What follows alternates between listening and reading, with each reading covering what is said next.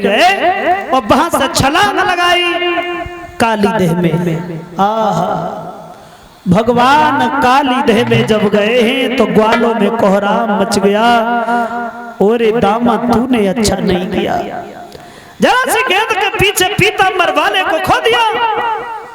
कोई बात नहीं, कुछ ग्वाला भागे भाग के यशोदा मैया के पास में पहुंच गए। बोले मैया गजब हो गया। क्या हुआ लाला? कन्हैया काली देह में कूद गया।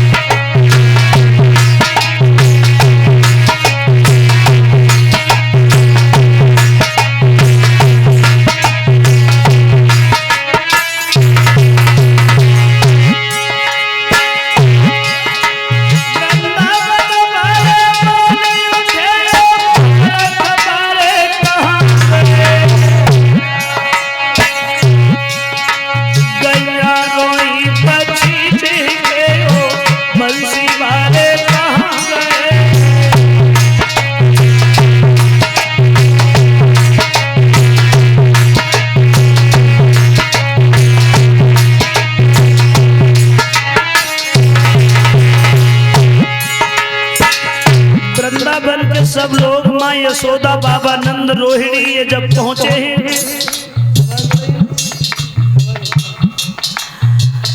काली देह पे जब भगवान को नहीं देखा है तो यशोदा मैया काली देह में कूदने के लिए आगे बढ़ी। और माँ की ममता क्या होती है भक्तजनों,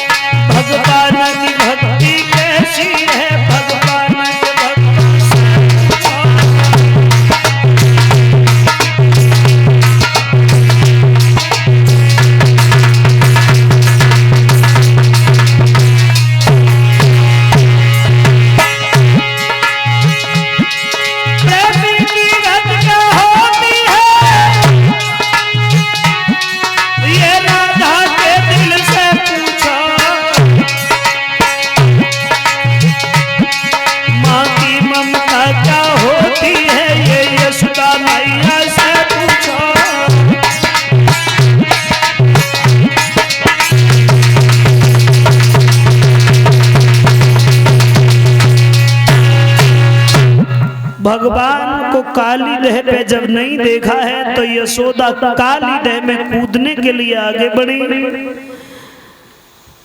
दाऊ ने समझाया है मैया पता नहीं है कि भगवान अवतारी है। बोली लाला बेनर है आय अवतारी है, हम दोनों ही तरह भिखारिन हैं, बलराम श्याम को बुलवाए दे, मैं तो बाई की प्रेम पुजारिन हैं। कन्हैया के बिना लौट के वृंदावन में नहीं जाऊंगी दाऊ। बोले कि ओ बंसी बारे श्याम,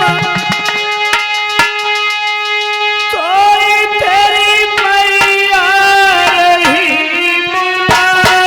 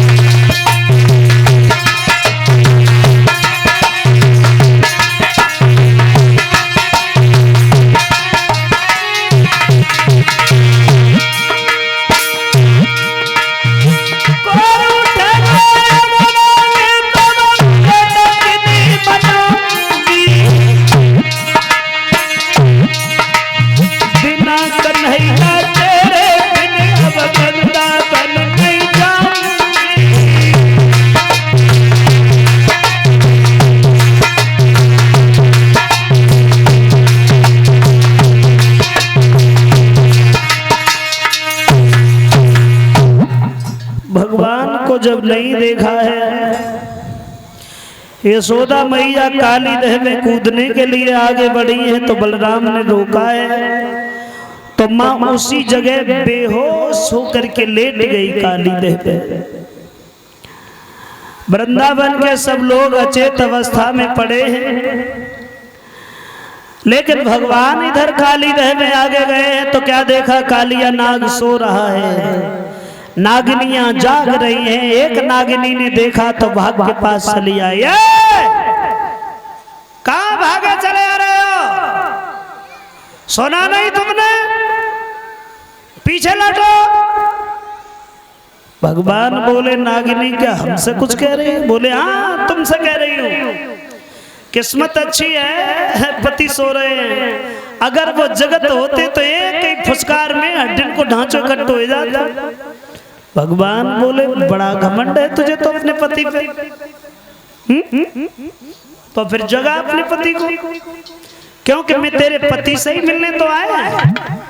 बोली लाला वो किस्मत अच्छी है ताको का करो जाए, अगर वे जगत होते तो एक ही फुसकार की जरूरत थी, इतनी बातें ना कर पाते तुम। भगवान बोले नागनी शायद तुझे पता नहीं है तो मेरी बात सुन ले।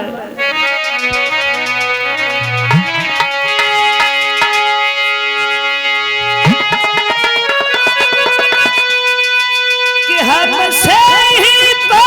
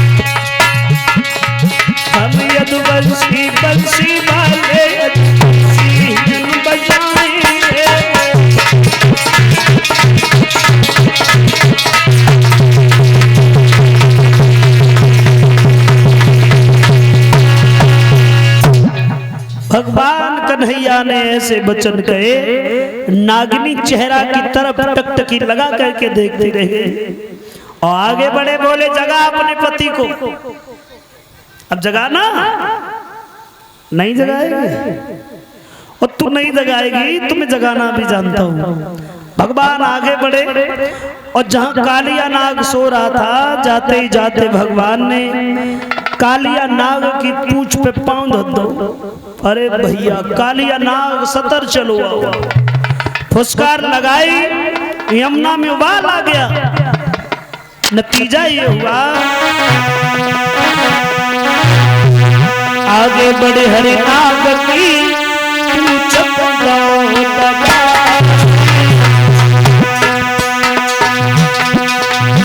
आगे बढ़े भगवान, आगे बढ़कर के कालिया नाग की पूंछ पे पैर रख दिया। आगे बढ़े हरि नाग की पूंछ दबा।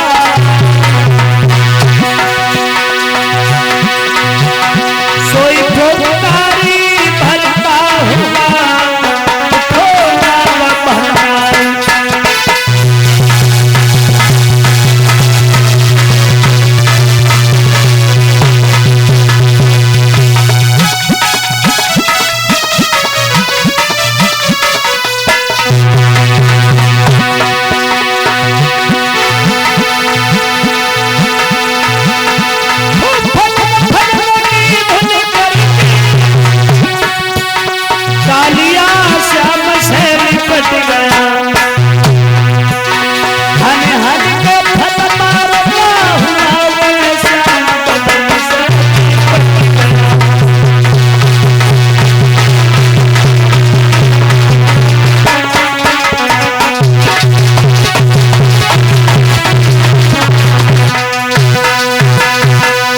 भगवान आगे बढ़े और आगे बढ़ने के बाद कालिया नाग की पूंछ पे पैर रखो।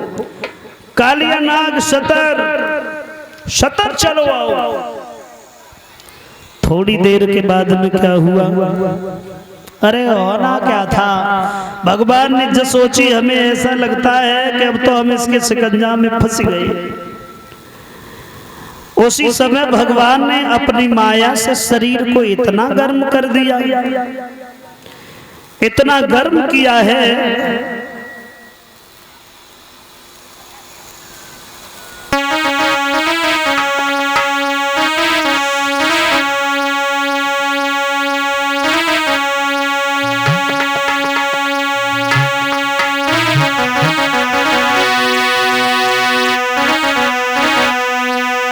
जब शरीर को गर्म किया तब कि घबराई के काली दूरी हुआ, अत्यु ही मोहन ने हाथ किया।